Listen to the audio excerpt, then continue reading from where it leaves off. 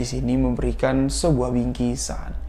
Bingkisan yang besar sekali. Anehnya di sini, bingkisan yang diberikan oleh Bu Lydia ini berbeda dengan bingkisan-bingkisan yang diberikan oleh tetangga-tetangganya yang lain. Yang mana tetangga-tetangga dari Pak Umar dan si Mbak Mary ini memberikan bingkisan yang makanan, parcel atau apa. Tapi di sini Bu Lydia memberikan bingkisan sepaket, itu semuanya sudah lengkap di dalam bingkisan yang sudah rapi, sudah dibungkus rapi, disusun cantik. Itu adalah perlengkapan bayi. Dan di saat itulah kondisi si Mbak Mary ini sangat parah sekali. Dia muntah-muntah lagi. Setiap pagi dia muntah-muntah, dan yang dikeluarkan dari muntahnya adalah gumpalan rambut yang sangat tebal sekali.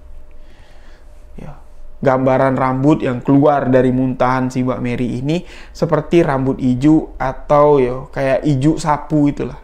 Ya, gumpalan panjang-panjang, rambutnya itu tajam-tajam, keras-keras lah. Gelas air putih untuk meminum obat itu masih dipegang. Seketika di sini, dalam sekejip mata, Pak Umar melihat ada bola api yang menembus dari jendela kaca masuk ke dalam bagian dada istrinya. Gelas kaca yang dipegang istri Pak Umar seketika jatuh dan pecah. Tes, istri Pak Umar pun di sini tumpah. Bismillahirrahmanirrahim. Assalamualaikum warahmatullahi wabarakatuh. Kembali lagi bersama saya, Rio Wijaya, di sebuah kisah misteri.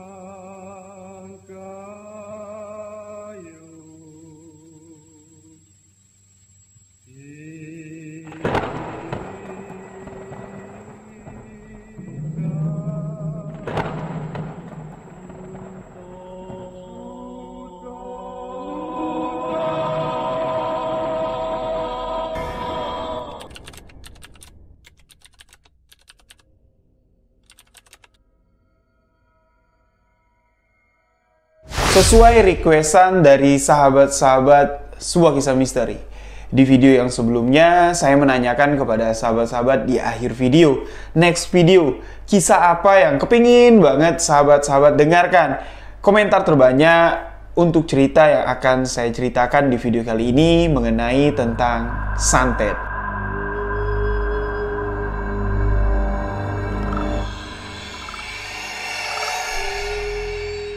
Baiklah, karena dari kisah kiriman sahabat, ya, karena beberapa minggu belakangan inilah saya katakan saya jarang update video karena kondisi kesehatan yang tidak stabil. Alhamdulillah sekarang kondisi sudah mulai membaik, walaupun masih agak serak dan masih pilek lah. Namun tidak membuat konten ini tidak bisa saya upload ya. Karena saya sudah janji akan update setiap harinya, insya Allah sampai akhir bulan nanti, dan kalau bisa sampai seterusnya untuk memenuhi asupan horor sahabat-sahabat semua. Nah, kisah misteri yang sudah banyak numpuk, baik itu kiriman di email atau di Instagram, itu sudah saya pilih, sudah saya sortir. Ada beberapa kisah tentang mengenai peristiwa santet. Yang mana kisah yang akan saya angkat kali ini, kisah kiriman dari sahabat misteri yang bernama Pak Umar, berada di Tangerang. Umar yang saya sebutkan di video kali ini adalah nama yang sudah disamarkan oleh sahabat yang mengirimkan kisah ini. Ya, beliau mengirimkan cerita tentang kejadian yang beliau alami bersama sang istri di sebuah daerah atau di sebuah perumahan yang ada di Tangerang, Banten. Kisahnya seperti ini. Di tahun 2012 awal, Pak Umar ini menikah dengan sang istri. Di pernikahannya, Pak Umar masuk di usia pernikahan ke-4 bulan yang saya maksudkan di sini. Pak Umar yang bekerja sebagai mandor di sebuah perusahaan yang ada di Tangerang, Banten. beliau ini diberikan sebuah fasilitas atau diberikan rumah lah untuk pegawai-pegawai yang memiliki jabatan penting di perusahaan tersebut. Karena Pak Umar ini adalah mandor, tergolong mandor senior. Ketahuan nih Pak Umar dan nikah. Jadi difasilitasin lah, kamu ndak usah lah ngontrak rumah, kata bosnya si Pak Umar. Karena setiap pegawai-pegawai yang berjasa lah di perusahaan ini, apalagi jabatan kamu sebagai mandor yang sudah senior, kamu akan difasilitasi rumah di kompleks perumahan yang sudah didirikan oleh perusahaan tersebut sudah lama sekali. Dan di setiap tahunnya, salah satu unit perumahan yang disediakan oleh perumahan tersebut, di setiap tahunnya dipastikan pasti ada yang kosong. Kosongnya karena ada yang pensiun, ada juga yang pindah ke perusahaan cabang di luar kota. Jadi pasti di setiap tahunnya ada yang pindah. Nah, kebetulan di saat Pak Umar ditawarin untuk pindah di kompleks perumahan perusahaan tersebut, perumahan yang ada di sana ada satu unit yang kosong. Dan satu unit yang kosong ini merupakan rumah yang cukup mewah, perumahan yang cukup elit lah, boleh kita katakan di sini. Otomatis mendengar tawaran seperti itu, Pak Umar yang baru 4 bulan menikah dengan sang istri yang kita sebut saja di sini dengan sebutan Ibu Mary, senanglah hatinya membawa kabar ke rumah, yang mana pada saat itu Pak Umar ini masih tinggal di rumah mertuanya, di rumah ibu bapaknya si Mbak Mary, istri dari si Pak Umar. Beliau di sini mengatakan kepada istrinya, Bu, alhamdulillah Bu, kita ndak usah ngeluarin duit buat ngontrak rumah. Memangnya kenapa? Kata istrinya Pak Umar, tadi aku dipanggil sama HRD perusahaan. Kenapa Pak? Ya aku dikasih kejutan, nih kunci rumah. Loh, kagetlah istrinya Pak Umar ini. Kunci rumah maksud kamu apa?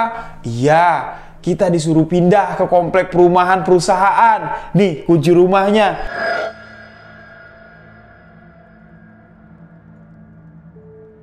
Ya syukur Pak, kata istrinya si Pak Usman ini, kita ndak ngeluarin biaya lagi. Ya udah, kapan Bu kamu ada waktu, kita lihat dulu rumahnya itu yang mana. Aku pun belum tahu rumah yang akan kita tempatin itu di mana. Cuman dikasih kunci, aku ndak tahu rumahnya itu seperti apa. Nah, singkat cerita, di waktu libur di hari Minggu, beberapa hari setelah Pak Umar ini tadi mendapatkan kunci yang diberikan oleh HRD perusahaan, pergilah Pak Umar tadi dengan sepeda motornya Honda Supra X. Pada saat itu Pak Umar bilang, pergilah ke lokasi perumahan tersebut. Sekalinya sampai sesuai dengan blok nomor rumah yang ada di gantungan kunci rumah tersebut, Pak Umar di sini kaget. Loh Bu, kalau disesuaikan dengan gantungan kunci rumah ini, alamat rumahnya, blok dengan nomor rumahnya, dengan rumah yang ada di hadapan kita, ini rumahnya mewah sekali Bu. Malu Bu, aku menempati rumah ini ya dengan kondisi kita datang ke sini, tinggal di sini, cuman pakai motor Supra X. Lihat kiri kanan, itu yuk mobilnya mewah-mewah semua. Satu rumah ada 2 mobil, minimal 1 mobil, tapi memang mobilnya elit-elit semua. Ya karena memang komplek perumahan yang akan ditempati oleh si Pak Umar ini, blok dari perumahan tersebut, ini adalah blok perumahan petinggi-petinggi dari perusahaan tersebut. Nah, karena Pak Umar ini awalnya izin ya, tengsin mau menempati perumahan tersebut. Istrinya pun juga begitu. Ah Pak, ndak sanggup aku Pak tinggal di sini. Pasti gaya hidup tetangga-tetangga yang ada di sekitar sini pasti jauh lebih di luar ekspektasi kita. Pasti mereka orang-orang berduit semua, atasan-atasan kamu semua yang pastinya tinggal di sini. Kembaliin aja lah Pak kunci rumahnya, kalau ndak minta diganti dengan tipe perumahan atau blok perumahan yang sesuai. sesuai dengan tingkat pekerjaan kamu di perusahaan tersebut. Sama-sama lah sepasang suami istri ini minder untuk tinggal di komplek perumahan tersebut. Mereka pun di sini tidak sempat masuk untuk melihat situasi dalam rumah tersebut. Mereka pun di sini langsunglah pulang ke rumah. Dan di hari Seninnya, karena di hari Minggu siang Pak Umar ini ngecek komplek perumahan tersebut, di Senin paginya ketika Pak Umar sampai di kantor, sebelum dia terjun ke gudang, sebelum dia melakukan pekerjaan sehari-harinya lah untuk mengawasi seluruh pekerjaan yang ada di perusahaan tersebut, Pak Umar di sini mampir dulu ke kantor HRD dengan membawa kunci rumah yang sudah dititipkan. Datanglah dia ke sana, ketuk pintu dulu. "Pagi Pak, permisi. Saya ada perlu sedikit." "Yo masuklah," kata HRD dari perusahaan tersebut. Langsung di sini tanpa babi bu, tanpa basa-basi lagi, Pak Umar langsung mengembalikan kunci rumah yang sudah dititipkan. "Pak, mohon maaf nih Pak. Bukannya saya nolak rezeki, tapi nih kunci rumah yang kemarin Bapak titipkan untuk saya tempatin sama istri saya." "Loh, kenapa Pak Umar? Kok dikembalikan?" Kata si HRD. Pak Umar mengatakan, "Kalau ngasih perumahan ke saya untuk saya tinggalin sementara, yo jangan perumahan itulah Pak. Itu kan perumahan bos-bos. Atasan saya semua yang cocok tinggal di sana ya golongan Bapak. Kalau saya sebagai mandor, kasih perumahan yang biasa aja saya udah syukur." "Ya enggak apa-apa Pak Umar. Loyalitas kamu itu perusahaan sudah melihat, tapi yo memang rezeki kamu belum direkomendasikan untuk kejabatan yang lebih tinggi. Tapi loyalitas kamu, cara kamu bekerja di perusahaan ini itu sudah lebih dari cukup untuk mendapatkan fasilitas rumah yang diberikan oleh perusahaan. Nih, ambillah kuncinya. Kapan kamu mau pindah? Nanti dibantuin sama anak-anak staf. Kamu jangan malu-malu, tempatin rumah itu. Mudah-mudahan rezeki orang-orang yang ada di sekitar perumahan kamu itu nular sama kamu dalam waktu yang cepat." Mendengar apa yang dikatakan si HRD dengan kata-kata yang memotivasi diri lah agar si Pak Umar ini lebih giat lagi menunjukkan loyalitas kepada perusahaan tersebut, Pak Umar pun di sini kembali menerima kunci tersebut dan dengan PD-nya mengatakan kepada sang istri, "Bu, ya udahlah, ini rezeki udah aku kembalikan, tapi masih tetap tidak bisa aku tolak. Bismillah aja kita menempati rumah tersebut." Singkat cerita, di hari yang sudah ditentukan, dengan dibantu oleh keluarga dari Pak Umar, dibantu oleh keluarga dari si Bu Mary ini, mereka pindahlah ke rumah tersebut. Sebuah komplek, blok dari sebuah komplek perusahaan, perumahan perusahaan yang sangatlah elit sekali, yang mana Pak Umar dan istrinya sama sekali tidak pernah terpikir kalau mereka akan tinggal menempati lokasi perumahan yang megah mewah seperti itu. Dengan kendaraan satu-satunya yang dimiliki oleh Pak Umar, yaitu Honda Supra X di tahun itu. Pak Umar di sini keluar masuk blok komplek tersebut malulah, apalagi kalau di jam-jam pagi ya, tetangga-tetangganya, atasan-atasan dari Pak Umar lah yang sama-sama bekerja di perusahaan tersebut, tapi memang Pak Umar di sini tidak kenal, tidak saling mengenal karena berbeda-beda divisi. Pak Umar pun di sini merasa malu. Namun sambutan mereka melihat Pak Umar yang tinggal di sana, Pak Umar dianggap ya layaknya seperti samalah statusnya sama mereka karena sama-sama ditempatkan di blok perumahan yang sama. Walaupun pada saat itu status ekonomi dari Pak Umar ya ini jauh lah di taraf bos-bos yang tinggal di wilayah tersebut. Begitu juga ibu-ibu yang tinggal di sana. Ini yang anggapan dari istri Pak Umar, kalau ibu-ibu yang tinggal di sana pastilah ibu-ibu sosialita, sombong, tidak mau bergaul dengan istri mandor. Jadi ya, anggapan itu melekat di hatinya si Mbak Mary ini sampai-sampai izin malu untuk bersosialisasi dengan ibu-ibu tetangga yang ada di sana. Namun pikiran dari si Mbak Mary ini, istri dari Pak Umar ini, pecah ketika salah satu tetangga dari rumahnya yang ditempati Pak Umar dan Mbak Mary ini datang berkunjung untuk berkenalan. Nah, pada saat itu tetangga dari Bu Mary atau Pak Umar ini kita sebut saja dengan nama Bu Lydia. Bu Lydia di sini dengan senyum manisnya memperkenalkan diri, kalau saya itu tetangga sebelah rumah kamu loh, rumah yang di pojokan. Kok Mbak ndak pernah kelihatan sore-sore atau pagi-pagi ngumpul sama kita di rumah saya? Kan ibu-ibu sekitar sini tuh ngumpulnya di rumah saya semua. Kalau ngobrol-ngobrol dan sebulan sekali di tempat saya, di rumah saya itu ada arisan ibu-ibu kompleks sini. Main-main aja lah Mbak ke rumah biar kita saling kenal. Toh juga kamu kan orang baru yang tinggal di sini.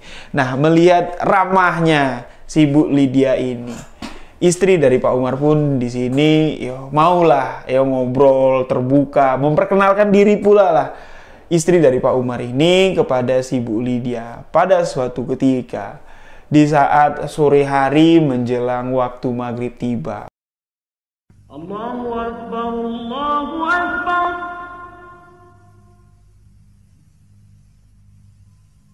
Allahu Akbar, Allahu Akbar. Pada saat itu, Pak Umar belum tiba di rumah. Yang biasanya jam 5 sore, Pak Umar ini bisa dipastikan sudah ada di rumah lah. Karena tinggal di komplek tersebut, mobilitas Pak Umar untuk ke perusahaan ini waktu tempuhnya ini lebih dekat. Karena komplek perumahan itu pas berada di belakang perusahaan, nggak jauh. Jadi kalau pakai motor itu kisaran cuman 10-15 menit lah. Cuman jalannya muter-muter aja lah dari pabrik atau dari perusahaan tersebut untuk sampai ke komplek tempat tinggal Pak Umar pada saat itu. Namun di sore itu sudah lewat dari jam 5 sore, Pak Umar ini sama sekali belum kelihatan. Sepeda motor bututnya terlihat dari jauh memasuki kawasan komplek tersebut untuk sampai ke rumah kediamannya di komplek mewah tersebut. Asik lah di sini.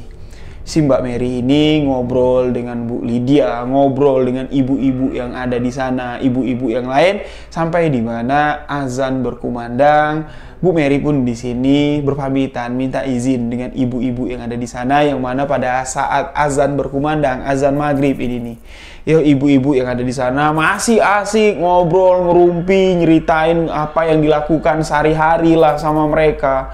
Pekerjaan yang mereka lakukan di luar sebagai ibu rumah tangga. Ada yang punya usaha, ada yang menjalankan bisnis, semuanya lah.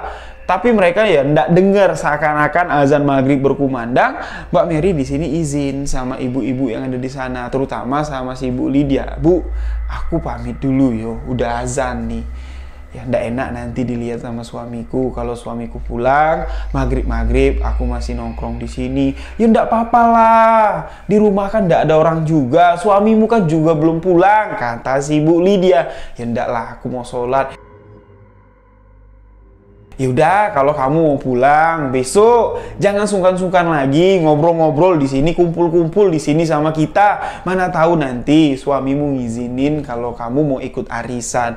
Yang mana pada sore hari itu, Bu Lydia ini menawarkan si Mbak Mary ini untuk ikut arisan ibu-ibu yang ada di tempat itu. Namun si Mbak Mary belum mengiyakan karena Mbak Mary belum meminta izin kepada sang suami, yaitu Pak Umar. Pulanglah. Mbak Mary ini setibanya di rumah, rumahnya itu besar, 2 lantai. Begitu masuk dari pintu depan, itu langsung disambut ruang tamu. Pas di belakang ruang tamu, itu ada meja makan dan ada sebuah kamar.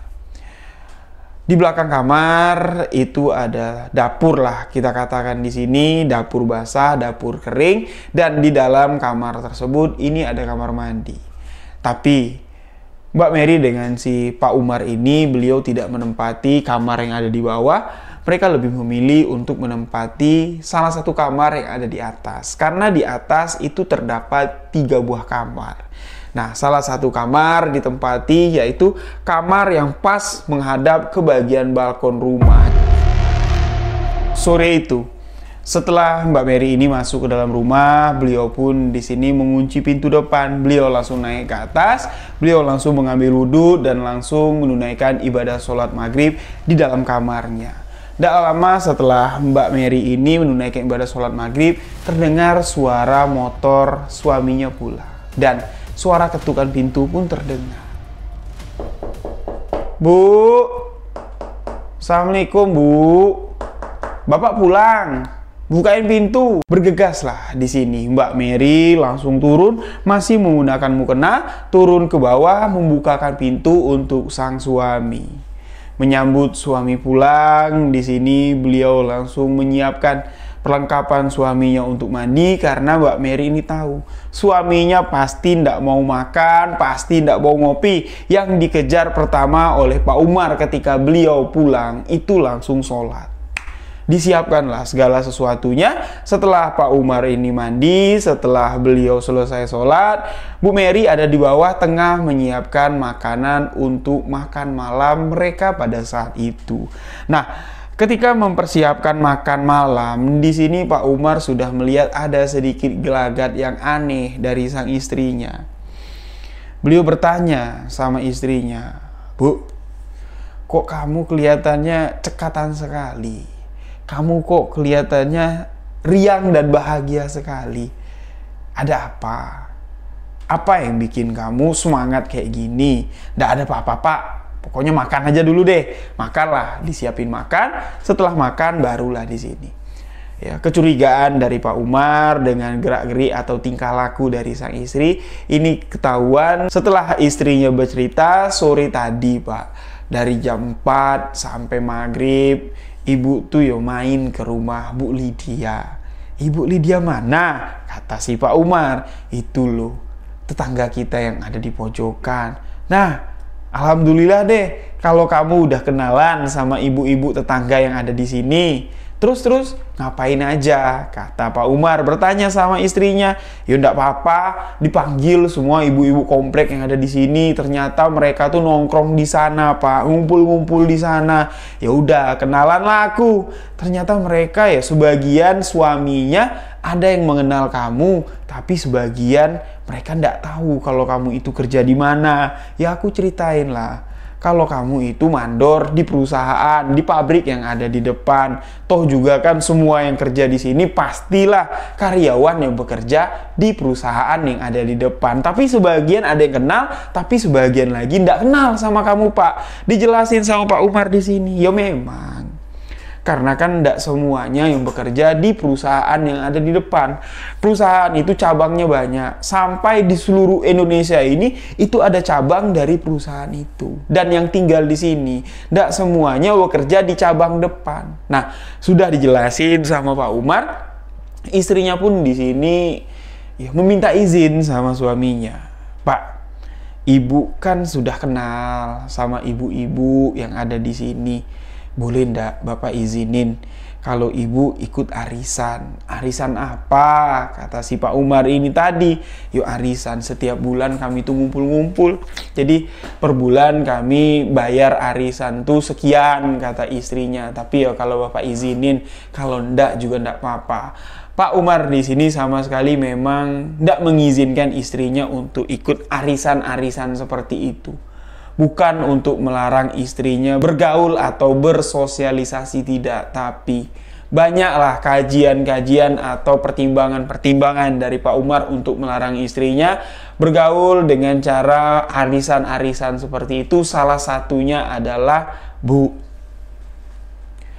kalau ibu mengikuti gaya hidup ibu-ibu yang ada di sini dengan kondisi kita sekarang, jujur Bapak sama sekali tidak suka. Tapi kalau ibu bergaul sama mereka di setiap minggu atau di setiap bulannya, ada acara pengajian, ada acara santunan untuk fakir miskin, Bapak 1000% mendukung. Tidak perlu ibu minta izin sama Bapak. Ibu lakukan itu Bapak tidak marah. Tapi kalau cuman sekedar arisan, ngobrol-ngobrol, nanti ujung-ujungnya gibah. Dan kita sadar diri lah Bu, dengan taraf ekonomi kita, walaupun kita tinggal di komplek elit, walaupun kita bersosialisasi dengan ibu-ibu, dengan bapak-bapak yang status ekonomi mereka jauh dari kita, itu kan tidak mesti kita harus mengikuti gaya hidup mereka. Dengan penjelasan seperti itu, istri dari si Pak Umar, yaitu Mbak Mary pun sadar bahwa yang barusan diucapkan, yang barusan dirasakan bahagia, euforia, kesenangan, karena beliau diajak gabung sama si Bu Lydia untuk bergaul atau gabunglah ke komunitas arisan, itu cuma sekedar kesenangan duniawi saja. Ya udah, kalau Bapak ndak mengizinkan, ndak apa-apa kok. Ya, Ibu ndak marah. Ya udah, jangan pikirin itu terus, kata si Pak Umar. Dah, pokoknya kamu doain Bapak aja. Semoga usaha kita lancar, kerjaan Bapak lancar, Bapak sehat. Ya mudah-mudahan taraf ekonomi kita selama tinggal di sini, ya bisalah kecipratan rezeki bos-bos yang tinggal di sekitar sini. Amin. Itulah jawaban istri dari Pak Umar di malam itu. Mereka pun makan di sini dengan lahap, mereka pun beristirahat, dan hari-hari selanjutnya mereka melakukan aktivitas seperti biasa sampai waktu di sini berlalu tidak terasa.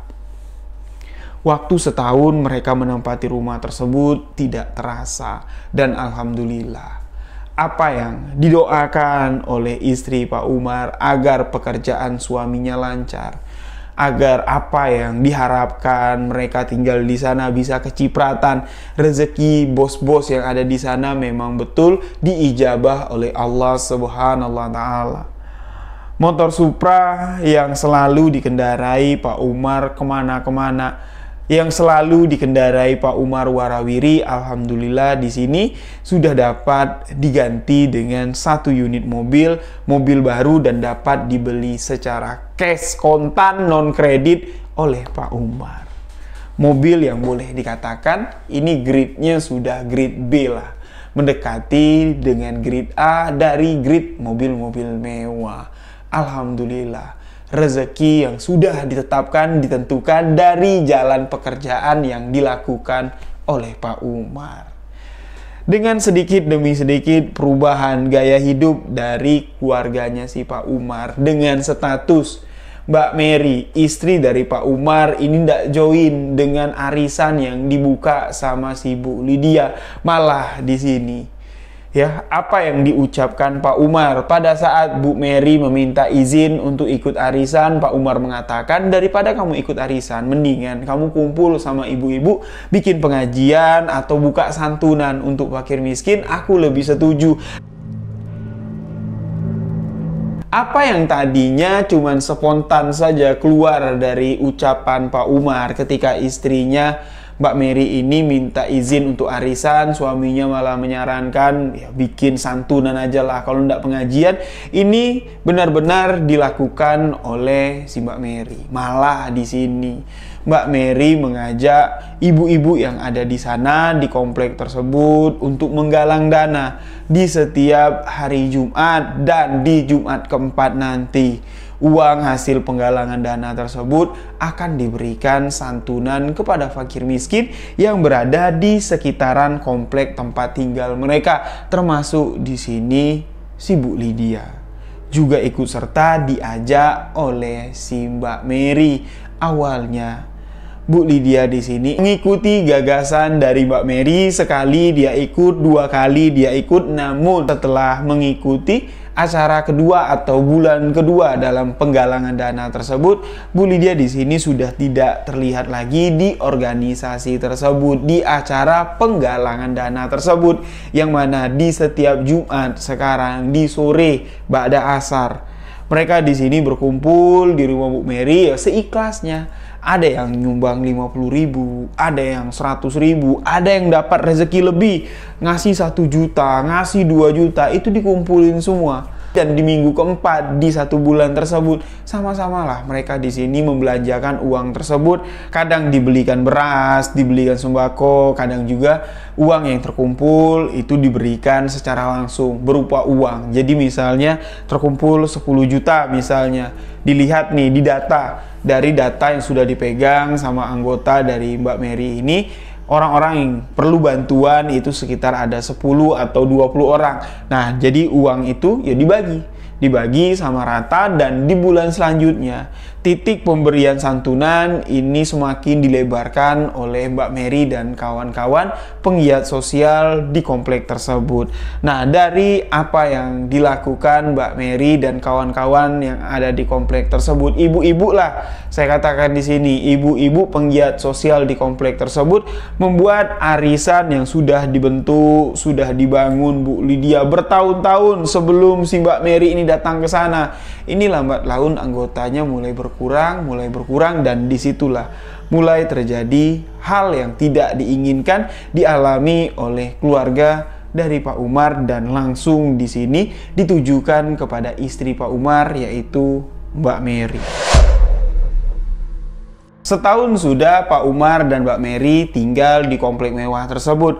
Berarti usia pernikahan Pak Umar dengan Mbak Mary ini sudah masuk 1 tahun 4 bulan. Kita katakan sajalah di sini sudah masuk di usia 1,5 tahun. Namun pada saat itu memang tanda-tanda kehamilan dari si Mbak Mary ini tidak terlihat, dan perselisihan atau perseteruan lah ini sudah terlihat antara Bu Lydia dan si Mbak Mary. Ibu-ibu yang ada di komplek tersebut, penggiat-penggiat sosial yang dikumpulkan oleh Mbak Mary, akhirnya di sini terpecah menjadi dua kubu. Kubu dari si Bu Lydia dan kubu dari si Mbak Mary. Kubu dari si Bu Lydia, mereka tetap menjalankan arisan yang sudah lama terbentuk ini, yang mana mereka ini sama sekali tidak setuju dengan giat sosial yang dilakukan Mbak Mary dan ibu-ibu penggiat sosial lainnya yang berada di komplek tersebut. Sampai di mana perseteruan mereka ini memang awalnya tidak terlihat, tapi ya karena gesekan ibu-ibu, ya bisik-bisik tetangga ini semakin terdengar, semakin santer, sampai di mana Pak Umar ini sadar dengan situasi tersebut, dan di sini menyadarkan istrinya yang semakin besar kepala, merasa giat sosial yang dilakukan Bu Mary, yang digagas oleh Bu Mary, membawa atau mengajak ibu-ibu yang ada di sana membuat sebuah kebaikan lah, atau memberikan kebaikan lah untuk masyarakat di luar komplek tersebut dari rezeki suami yang didapat karena bekerja di perusahaan besar tersebut. Ini merasa orang yang paling hebat lah, menjadi timbul kesombongan diri lah bagi si Bu Mary ini sendiri, disadari oleh Pak Umar dan disadarkan oleh suaminya. Tapi dari teguran pertama yang diberikan oleh Pak Umar di sini, itu tidak membuat hati atau besar kepala, kesombongan hati dari sang istrinya ini tergoyahkan, atau ingat asal usul mereka datang ke komplek tersebut ini bukan untuk bersaing dari segi sosial atau bersaing untuk melakukan kebaikan, melainkan menikmati rezeki yang dititipkan oleh Allah Subhanahu wa taala. Diomongin baik-baik, Bu, sudahlah, Bu. Kita kan baru tinggal di sini, baru setahun. Bukan ini, Bu, yang Bapak inginkan dari giat sosial yang Ibu lakukan. Percuma Ibu melakukan giat sosial, tapi di sekitaran tempat tinggal Ibu saja ada permusuhan karena apa yang Ibu lakukan. Amal perbuatan yang Ibu lakukan itu sama saja untuk menunjukkan kalau Ibu terlihat lebih hebat dari yang lain. Membuat Ibu pasti akan jauh lebih merasa hebat, besar kepala, dan menjadi sombong. Apa yang terjadi yang Ibu tutup-tutupi, pertengkaran Ibu dengan Bu Lydia, dengan ibu-ibu yang lain, itu Bapak dengar, walaupun keseharian Bapak tidak ada di rumah, itu sampai, Bu, ke telinga Bapak. Sudahlah, kalau memang Ibu mau melakukan giat sosial, tidak perlu Ibu ajak orang lain. Tidak perlu ada orang yang tahu, cukup ibu yang memberi dan Allah yang menjadi saksi. Ketika tangan kanan kita memberi, tangan kiri kita patutnya itu tidak tahu apa yang diberi oleh tangan kanan dan kepada siapa. Pemberian dari tangan kanan ini diterima. Itulah peribahasa yang tepat untuk seorang yang suka berbakti sosial atau seseorang yang suka beramal. Apa yang diucapkan oleh sang suami tidak didengar oleh Bu Mary. Sampai di mana Bu Mary ini merasa besar kepala, hatinya besar, lebih menggembor-gemborkan lagi giat sosial yang dilakukannya, sampai-sampai di sini membuat kelompok atau kubu dari Bu Lydia ini mungkin merasa risih, dan mereka pun di sini mulai bermain dengan otak kotornya. Pak Umar, yang mana beliau ini berasal asli anak keturunan dari orang Banten.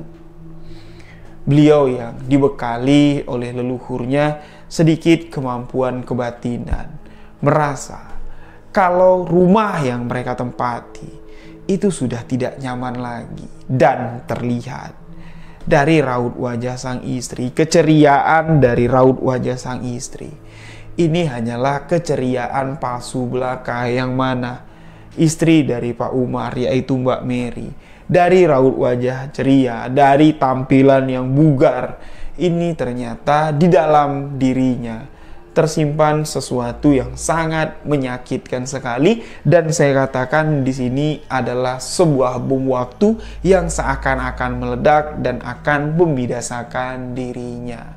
Apa yang terpintas di pikiran Pak Umar ternyata bukanlah cuman sekedar pikiran belaka, ternyata itu adalah sebuah kenyataan yang masih tertutupi. Tanpa disadari, Bu Mary ini terkena serangan santet.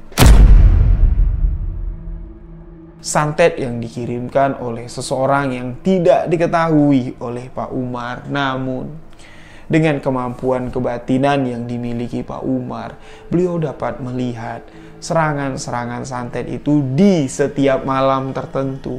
Itu terlihat seperti banaspati.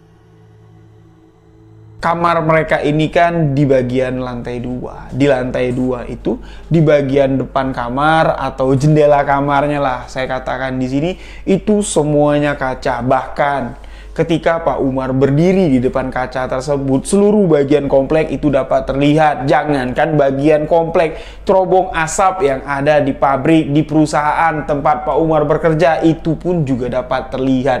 Dan di malam-malam tertentu, bola api yang sangat terang sekali itu menembus jendela kaca tersebut dan masuk ke dalam tubuh istrinya.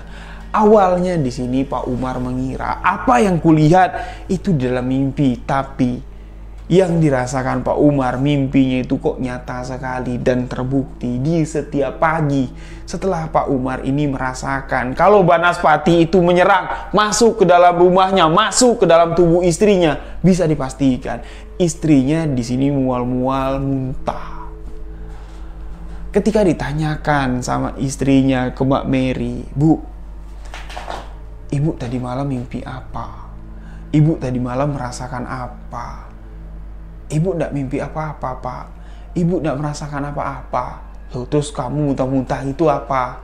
Kamu ngerasain apa? Mual kah atau pusing kah?" Istri dari Pak Umar, Mbak Mary, mengatakan kepada suaminya, "Tidak tahu, Pak, yang kurasakan tuh cuma mual, pengen muntah, itu yang kurasakan." Apa yang dirasakan dan apa yang dipikirkan si Mbak Mary ini berbeda pikirannya dengan si Pak Umar. Pak Umar mengira kalau istrinya ini terkena santet banaspati yang dilihatnya itu benar-benar nyata, tapi istri dari Pak Umar di sini mengira kalau beliau tengah mengandung.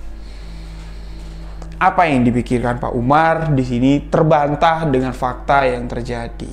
Ketika dicek ke dokter kandungan, alhamdulillah di sini memang sebuah kebenaran didapat Pak Umar kalau istrinya tengah mengandung anak pertama mereka. Alangkah senang hati Pak Umar di sini mendengar kalau istrinya sedang hamil. Sudah 1,5 tahun. Pak Umar menantikan kehamilan dari sang istri. Acara syukuran, acara selamatan pun diadakan di rumah tersebut. Tanpa lagi di sini Pak Umar berpikir bahwa istrinya terserang santet. Yang ada di pikiran Pak Umar di sini malah kebalik, sahabat-sahabat. Beliau berpikir seperti ini, bahwa bola api atau banaspati yang dilihat sama Pak Umar ini merupakan petanda kalau istrinya tengah mengandung. Nah, jadi tidak ada lagi lah di pikiran Pak Umar ini kalau istrinya itu terserang santet atau hal-hal yang aneh lah yang ada di rumah tersebut. Acara syukuran pun diadakan. Seluruh warga kompleks, seluruh rekanan Pak Umar yang ada di perusahaan itu diundang semua. Keluarga besar dari sang istri, keluarga besar dari Pak Umar pun semuanya diundang. Dan di hari syukuran tersebut, di hari sukacita yang dirasakan Pak Umar dan istri, Bu Lydia, tetangga dekat dari Pak Umar, otomatis di sini kan diundang juga. Dan di hari itulah sesuatu yang mengerikan sebenarnya terjadi. Bu Lydia di sini memberikan sebuah bingkisan yang besar sekali. Anehnya di sini, bingkisan yang diberikan oleh Bu Lydia ini berbeda dengan bingkisan-bingkisan yang diberikan oleh tetangga-tetangganya yang lain. Yang mana tetangga-tetangga dari Pak Umar dan si Mbak Mary ini memberikan bingkisan yang makanan, parcel atau apa. Tapi di sini Bu Lydia memberikan bingkisan sepaket, itu semuanya sudah lengkap di dalam bingkisan yang sudah rapi, sudah dibungkus rapi, disusun cantik. Itu adalah perlengkapan bayi. Yang mana parcel atau bingkisan perlengkapan bayi biasanya itu kan diberikan di saat syukuran 7 bulanan. Tapi kok ini di acara syukuran, mengucap syukur karena istrinya Pak Umar ini dinyatakan benar-benar hamil, udah dites. Memang betul-betul hamil, kok malah bingkisannya udah kayak bingkisan mau 7 bulanan. Yo, perlengkapan bayi itu, otomatis perlengkapan bayi ini kan akan disimpan di dalam rumah. Dan di dalam bingkisan bayi tersebutlah santet yang ditujukan untuk Mbak Mary ditanam oleh si pelaku, yaitu Bu Lydia. Awalnya di sini sama sekali tidak terbaca oleh Pak Umar, oleh siapapun, cuman satu, ada orang yang curiga dari gerak-gerik Bu Lydia. Hal itu sama sekali tidak dicurigai oleh Pak Umar dan istrinya Bu Mary. Apa yang dilakukan Bu Lydia ini adalah sesuatu yang sangat mengerikan yang akan terjadi di kemudian hari. Yang ada di acara syukuran tersebut yang curiga dengan gerak-gerik yang terlihat dari Bu Lydia yang memberikan bingkisan seperti itu hanyalah ayah dari Pak Umar. Setelah acara selesai, setelah tamu undangan semuanya sudah pulang, tinggallah keluarga-keluarga dekat dari keluarga tersebut. Kedua orang tua dari Pak Umar, kedua orang tua dari si Mbak Mary. Yang mana pada malam itu, kedua orang tua dari Pak Umar di sini menginap di rumah Pak Umar dan di rumah si Bu Mary di komplek tersebut. Sedangkan kedua orang tua dari Bu Mary, mereka pulanglah ke tempat tinggalnya di malam itu. Setelah semua beristirahat, Mbak Mary pun sudah tertidur di kamarnya di lantai 2. Orang tua dari Pak Umar di sini tidur di kamar lantai 1. Pak Umar turun mau mengambil air minum, bapaknya keluar dari kamar, dipanggillah si Pak Umar. Duduklah mereka di ruang tamu depan. Nah, di situ bapaknya si Pak Umar ini ditanya sama bapaknya, "Nak, itu tadi tetanggamu ya, yang ibu-ibu pakai baju merah," dia bilang, "yang bawa kado untuk istrimu." "Iya Pak, itu tuh rumahnya yang di pojok." "Oh, udah lama ya, ibu itu kayaknya ada masalah sama istrimu." "Loh, kok Bapak tahu?" "Ya enggak, sekilas Bapak dapat melihat dari raut wajah ibu yang itu ketika melihat istrimu yang tengah berbahagia. Pesan Bapak cuma satu, Nak. Ya kalau bisa dibatasin lah istrimu deket-deket dengan wanita tersebut. Ditambah lagi, istrimu ini kan tengah hamil muda." "Ya udah Pak, makasih." Dan bapaknya si Pak Umar pun di sini kembali menegaskan dan menekankan kalau waktu senjakala tiba, Waktu maghrib kalau bahasa kita, istrimu jangan sampai ada di luar rumah. Dan sebelum lewat jam 12 malam, kalau bisa, istrimu sudah harus tertidur lelap.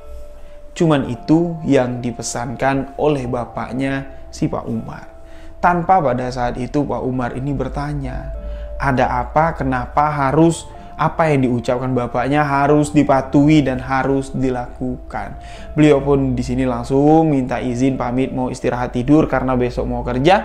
Naik lagi lah Pak Umar ini ke atas. Singkat cerita, waktu 2 bulan berlalu dari hari ketika syukuran Mbak Mary ini hamil tadi. Berarti di sini kita katakanlah usia kandungan dari Mbak Mary masuk di usia kandungan 3 bulan. Dan di saat itulah kondisi si Mbak Mary ini sangat parah sekali. Dia muntah-muntah lagi.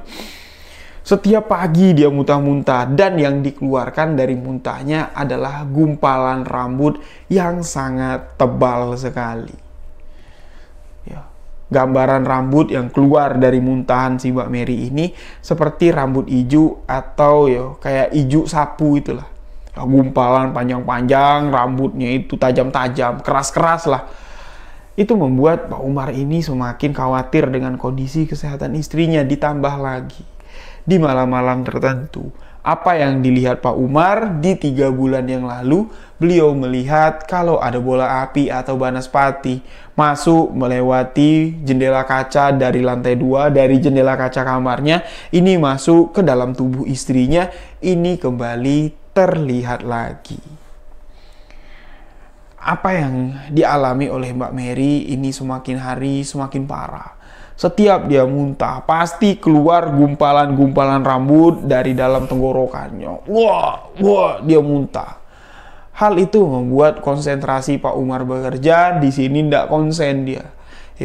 Pikirannya terbagi 2 antara keadaan istrinya di rumah dengan pekerjaan yang ada di lapangan, pekerjaan yang ada di perusahaan, sampai membuat Pak Umar ini ditegur sama HRD-nya. Kenapa kamu kok belakangan ini nggak konsentrasi kali kerjanya, dan wajahmu juga terlihat pucat? Diceritakanlah kalau kondisi kesehatan istriku sekarang sedang dalam keadaan sakit, hamil, aneh, muntah-muntah segala macam.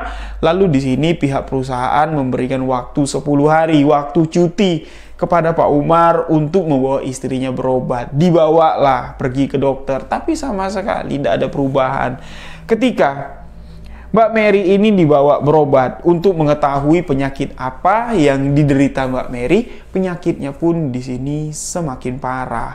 Sampai di mana waktu yang tidak mau diingat, dikenang oleh Pak Umar terjadi pada saat itu. Kejadian ini belum diceritakan Pak Umar kepada ayahnya atau kepada bapak Pak Umar. Pak Umar di sini masih berpikir logis. Beliau di sini masih mencoba untuk ikhtiar dengan melakukan pengobatan medis, pergi ke dokter kandungan A, pergi ke dokter kandungan B. Tapi setiap pengobatan yang dilakukan Pak Umar, setiap istrinya makan obat, penyakit itu bukannya menghilang, malah semakin parah. Sampai di mana suatu ketika waktu yang sama sekali tidak ingin dikenang, diingat oleh Pak Umar terjadi. Selepas maghrib, istri Pak Umar di sini memakan obat dari dokter yang terakhir ditemui Pak Umar dan istrinya. Obat itu ada 3 butir. Menurut dokter itu obat yang untuk bisa menghilangkan rasa mual dan untuk menambah imun atau menambah daya tahan tubuh lah untuk si cabang bayi yang ada dalam kandungan dan untuk sang ibu, yaitu istri Pak Umar, si Mbak Mary.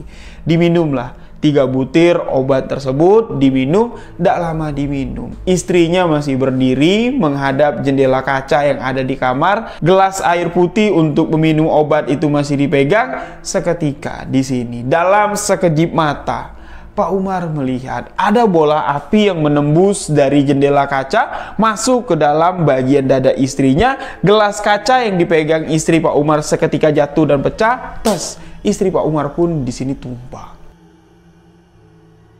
Ketika istri Pak Umar berada di lantai, terbaring di lantai, tubuhnya kejang-kejang dan dari bagian mulutnya ini mengeluarkan gumpalan darah segar, yang mana darah itu bukan darah yang cair ya, tapi di sini darah yang bergumpal keluar dari mulut seakan-akan darah itu berjalan. Dengan melihat kejadian tersebut, Pak Umar di sini panik, sepanik-paniknya. Beliau di sini mencoba untuk membawa istrinya ke rumah sakit. Digendonglah istrinya turun melewati tangga, naik mobil. Mobil itu dipacu keluar dari komplek langsung sampai ke rumah sakit terdekat. Setibanya di rumah sakit, sesampainya di rumah sakit, kondisi istri dari Pak Umar sudah sangat kritis sekali. Dokter mengatakan pilihannya ada dua. Tindakan pertama yang harus dilakukan adalah dilakukan kuret atau menggugurkan janin yang ada di dalam kandungan istri Pak Umar. Karena janin yang ada di dalam kandungan istri Pak Umar ini sudah meninggal dunia. Istrimu sekarang tengah mengalami pendarahan yang cukup parah. Kalau terlambat diambil tindakan, pilihan kedua adalah kematian dari istrimu. Pak Umar tidak dapat berbuat banyak selain memasrahkan keadaan kepada Allah Subhanahu wa taala dan mempercayakan tindakan medis kepada dokter yang menangani istrinya pada saat itu. Namun di sini Allah Subhanahu wa taala berkata lain dengan keadaan. Anak yang ada dalam kandungan ini sudah dipastikan oleh dokter sudah meninggal dunia dan istri dari Pak Umar dinyatakan meninggal dunia. Istri dari Pak Umar dinyatakan meninggal dunia 1 jam setelah janin yang ada di dalam kandungannya dapat dikeluarkan oleh dokter.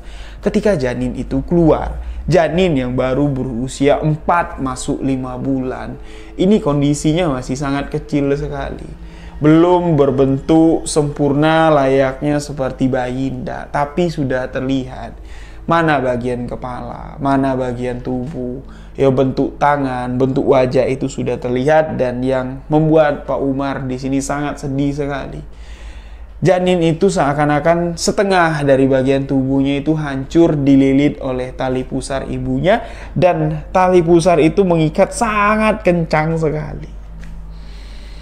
Setelah janin itu keluar dalam keadaan yang sudah tidak bernyawa lagi, 1 jam kemudian dokter mengatakan, mohon maaf Pak, istri Bapak tidak dapat diselamatkan. Kenyataan pahit yang harus diterima oleh Pak Umar. Siapa yang harus disalahkan? Pak Umar bilang, tidak ada. Ketika keadaan seperti ini, rasa kesal, rasa amarah dalam diri itu cuma tertuju kepada diri dia sendiri. Kenapa kok aku bodoh sekali? Tanda-tanda kalau istri aku tuh diguna-guna atau disantet orang. Kejadian ini bukan kejadian medis yang masuk akal bisa terjadi. Kok kenapa aku kayak terpaku, terdiam, gak mau buka suara? Padahal aku tahu. Aku mengerti tentang hal-hal seperti itu, santet menyantet, kiriman gaib, gangguan makhluk gaib, aku tahu. Tapi kok seakan-akan selama ini aku terlena dengan keadaan, seakan-akan batinku ini ditutupi oleh kekuatan yang sampai aku tidak bisa mengungkapkan kalau istriku ini diganggu oleh sosok makhluk astral. Nah, setelah bapaknya si Pak Umar tahu kabar kalau calon cucunya meninggal dunia dan mantunya sudah tidak bernyawa lagi, mereka pun datanglah ke rumah sakit. Dan ketika bapak Pak Umar datang, barulah di sini bapaknya Pak Umar mengatakan kepada anaknya, sabar nak, ini cobaan. Seharusnya kalau kamu nurutin apa yang bapak katakan, semua ini insya Allah bisa kamu atasi dan kamu ketahui sebelum semuanya terjadi. Tapi apa boleh buat, nasi sudah menjadi bubur. Kematian sudah dipastikan, sudah ditetapkan. Jadi keadaan ini membuat Pak Umar agak sedikit shock dan mengguncang seluruh warga komplek yang ada di sana. Semua warga di sini ngelayat ketika jenazah dibawa pulang. Prosesi pemakaman pun dilakukan. Bu Lydia di sini tidak terlihat. Pak Umar yang tahu ini ada kaitannya dengan permasalahan istrinya dengan si Bu Lydia. Beliau di sini memperhatikan kok Bu Lydia tidak ada. Tapi memang beberapa hari sebelum kejadian ini suami Bu Lydia itu mobilnya tidak terparkir di rumah. Ya, setiap malam ketika Pak Umar pulang, itu mobil tidak ada, rumahnya pun terlihat gelap. Bisa dipastikan berarti mereka dalam waktu beberapa hari belakangan sebelum kejadian ini terjadi, mereka ini tidak ada di rumah atau sedang berada di luar rumah. Diasumsikan awalnya sama Pak Umar kalau Bu Lydia dan keluarganya tengah pulang kampung atau berlibur keluar kota, tapi ternyata setelah hampir seminggu kejadian ini terjadi, Bu Lydia dan suaminya tak kunjung pulang, dan ketika diusut-usut, ditanya-tanya lagi, sampai Pak Umar ini menanyakan ke bagian HRD, ditanya, ini rumah yang samping tempatku tinggal, rumah nomor sekian, itu penghuninya siapa sih? Bu Lydia itu suaminya siapa? Apa pangkatnya di perusahaan ini? Kok tiba-tiba menghilang begitu saja? Ternyata suami dari Bu Lydia ini sudah dipindahkan untuk bertugas keluar kota, dan Bu Lydia beserta keluarganya itu juga dibawa pindah keluar kota. Rumah itu kosong. Ternyata Bu Lydia sudah pindah ke luar kota. Kejadian ini memang sangatlah mengejutkan sekali. Pak Umar tidak mau dia lama-lama tinggal di komplek itu karena banyak sekali kenangan Pak Umar dengan sang istri, yaitu almarhumah Mbak Mary. Ketika si Pak Umar memutuskan untuk keluar dari komplek tersebut untuk kembali tinggal di rumah ibu bapaknya, beres-bereslah si Pak Umar ini, dibantu oleh keluarganya. Ibu Pak Umar ikut, bapak Pak Umar ikut, dan ketika membereskan bagian kamar dari almarhumah istri Pak Umar, bingkisan yang diberikan oleh Bu Lydia ini dilihat sama bapaknya Pak Umar, dan bingkisan itu dibuka. Apa yang difikirkan bapaknya Pak Umar dari awal ternyata memang benar. Di dalam bingkisan tersebut banyak sekali raja-rajahan yang terbuat dari tulisan tangan, itu dibentuk seperti boneka dengan lilitan kain putih, dibentuk boneka, dan di badan boneka yang terbuat dari kain putih itu banyak sekali tulisan-tulisan aksara Jawa yang tidak tahu bahasanya apa, dan banyak sekali gumpalan-gumpalan rambut persis seperti gumpalan-gumpalan rambut yang dibuntahkan oleh almarhumah istri Pak Umar. Bisa dipastikan yang mengirimkan parcel atau hadiah kepada almarhumah istri Pak Umar, mereka lah yang mengirimkan santet kepada istri dari Pak Umar. Siapa lagi dan tidak lain, menurut pikiran dari Pak Umar, adalah Bu Lydia.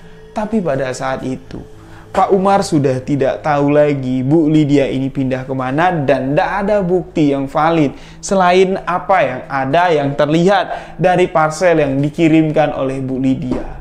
Bukti kalau Bu Lydia lah yang menyantet istrinya, almarhumah Mbak Mary. Awalnya di sini Pak Umar menyimpan dendam, tapi kembali di sini bapaknya si Pak Umar mengatakan kepada anaknya, ya sudah, nasi telah menjadi bubur, pasrahkanlah kepada Allah Subhanahu wa Ta'ala. Semoga Allah Subhanahu wa Ta'ala membalas perbuatan orang yang telah menzolimi anakmu dan almarhumah istrimu. Kamu tidak usah khawatir, di surga sudah ada satu telapak tangan yang menantimu, yaitu telapak tangan dari almarhum janin yang meninggal disantet oleh seseorang tersebut. Innalillahi wa inna ilaihi roji'un. Kisah yang sangat miris sekali dialami oleh Pak Umar. Kejadian yang sangat singkat, kejadian yang membuat Pak Umar teledor akan kebatinan yang dimilikinya. Nah, itulah kisah dari Pak Umar yang istrinya disantet cuman gara-gara sepele, cuman gara-gara istrinya memiliki kesombongan diri timbul secara seketika karena merasa sudah menjadi orang yang paling baik. Ini banyak sekali hikmah pelajaran yang dapat kita petik, sahabat-sahabat. Dan di video selanjutnya saya akan membahas seputar santet lebih dalam lagi. Santet yang ada di Jambi seperti Cendung Adum yang sudah saya ceritakan, dan santet yang seperti dialami oleh Pak Umar. Mungkin kalau di video ini saya ceritakan, saya jelaskan, durasinya terlalu panjang. Saya akan ceritakan di video selanjutnya setelah video ini tayang. tolong ingatkan saya di kolom komentar untuk menceritakan berbagai jenis santet yang ada di Nusantara.